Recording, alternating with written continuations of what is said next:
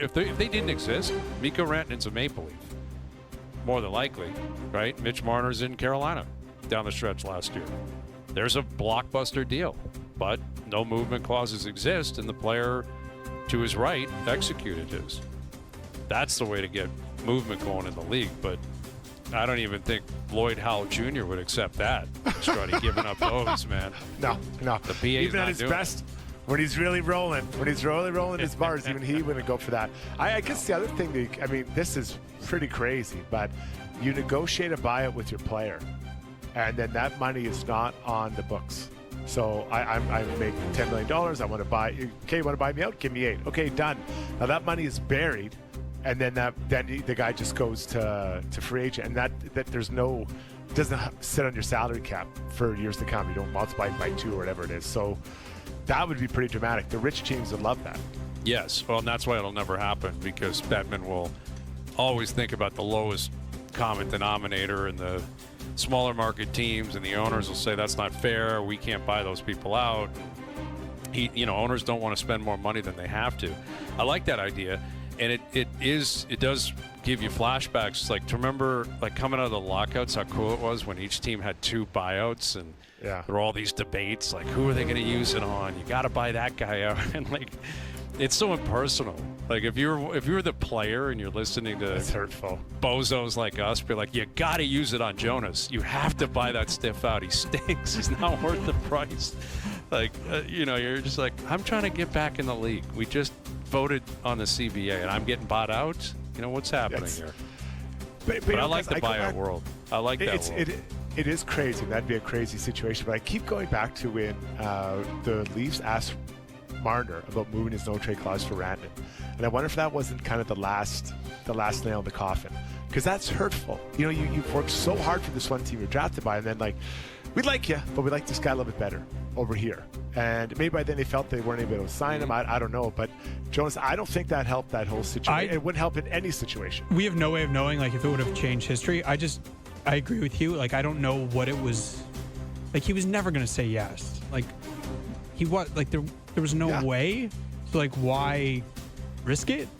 Like, if it like hurts you by like 5%, but maybe they just knew like he was gone already. I don't know. I think it's more likely that's the case, man. This guy was going to Vegas. They knew it. He knew it. But you had all the reporting at the time, Hayes, that they were still trying to sign him. Yes. And, like, he just wasn't playing ball. Wasn't even answering them. So it's like, I don't know. I don't sympathize for him at all in that scenario. Like, how dare you ask me? They've been trying to negotiate. Like, what's to be gained by it? Like, what do you think is going to happen? Maybe, once in a million chance he goes, fine, I'll go to Carolina. I want out of here. And you get Rantanen. Like, it's worth, for a trade of depth, probably not worth it. For a guy like Rantanen, where you could, basically fulfill one superstar with another. Yeah, fair. I don't know. I guess in the end, like, in retrospect, put it this way. Let's say it played out the exact same way, but they never asked him. And then it gets reported on July 18th. Turns out Rantanen wanted to come here, but they didn't even ask because they didn't want to make Marner uncomfortable. Don't you think you look back on that and say, what are you doing? Why didn't you ask him? I look back at last summer and think that. Like, exactly. Why not continue that at the trade deadline? Why would it stop at the trade deadline? Yeah. It's worth a shot. I mean, ultimately, he had the right to say no, which he did. I totally understood why he said no. But, and maybe it didn't help slightly, Strut, but it sure seems like this guy had property in Vegas like this time last year. Was basically ready to go, and Vegas was always the spot. Like, that's another thing. He never hit the market. He was going to Vegas. Fair. That's where he was going. It wasn't free agency. It wasn't, I'm going to see what everyone's got. It was Vegas. Clearly, that's where he was going to go. So he and his agent must have talked about it at some point, right? Yeah. Before it said this. I'm going to make a list, and this is my top team. And same with Rantanen. Like, I always think with Rantanen, I get he didn't want to sign in Carolina, but was Dallas his number one choice? Like, was that his spot for sure? Or was that on his top 3? And if you're not sure, why don't you just wait till the summer? You can still sign it later. Now, maybe they had to make that trade for Dallas to make it, but you're that level of player. Everybody wants you. Everybody wants you. Committed for 8 years. Like, you can't wait 3 more months. to look at it. I guess they're throwing $100 million at you, Jonas. It changes it a bit, but yeah, but like, can you know imagine what the Like, Leafs would have paid for Rantanen if he hit July 1? Well, Giving him yeah, whatever he right. wanted. Yeah, Blank possible. check, but I'm looking from the player side. Like you can go anywhere you want, and why not just go check it out? Go look around. You know, even informal visits to these different cities. Like, I don't know. It's different for a guy signing a 2 or 3 year contract as opposed to 8 times whatever amount of money it is. Like I never understood that. Like, was that really Mikko's number 1 place, Dallas? And it's not saying it's a bad place, but Pretty there's good a lot of other place. teams are taking him. Good team. Well, they're pretty competitive every year. Fair point. Draft and develop really well. Although new for coach Hayes. already, like maybe you love Peter DeBoer.